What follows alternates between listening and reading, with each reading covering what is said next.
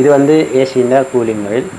இதோட கம்ப்ளைண்ட் வந்து customer complaint வந்து ஏசியை ஆன் பண்ண பிறகு ஒரு பெரிய ஒரு சவுண்ட் வருது. இதுதான் கஸ்டமர் கம்ப்ளைண்ட். இதுக்கு பிறகு இதை கழட்டி போட்டு பார்த்தா கஸ்டமர் சொன்ன மாதிரி ஒவ்வொரு சவுண்ட் ஒன்று வருது. வழமைக்கு மாறாக இந்த சவுண்ட் வந்து வருது.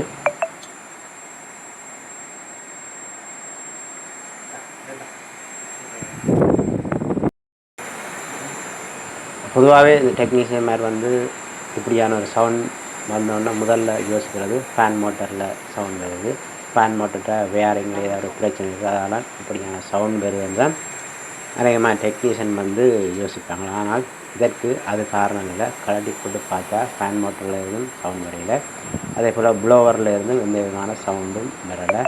முழுக்க இதுக்கு காரணம் வந்து இன்சுலேஷன் வந்து சரியாக செய்யப்படாதான் இவ்வளோன சவுண்ட் வர்றதுக்கு காரணம்.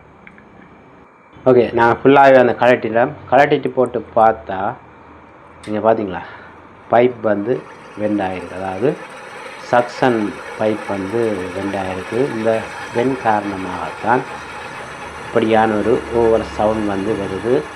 இது எப்படி வந்திருக்குன்னு சொன்னால் இன்சுலேஷன் வந்து சரியாக செய்யப்படாத காரணத்தினால இந்த பிரச்சனை வந்து வந்திருக்கு. அதாவது நான் இன்டோர் யூனிட்டை வந்து ஃபிக்ஸ் பண்ணும்போது சரியாக அந்த பைப்பை வந்து வளைச்சிருக்க மாட்டோம்.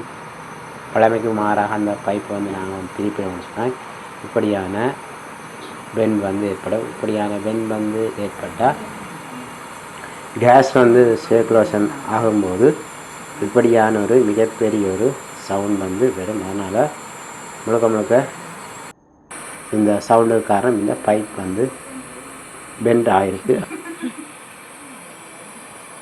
இந்த சவுண்டுக்கு காரணம் சரியான முறையில் வந்து இந்த பைப்பை வந்து வளைக்காத காரணத்தினால, அதாவது இன்சுலேஷன் செய்யும்போது சரியான முறையில் வந்து பைப்பை வளைக்காத காரணத்தினால இப்படியான சவுண்ட் வந்து வருது.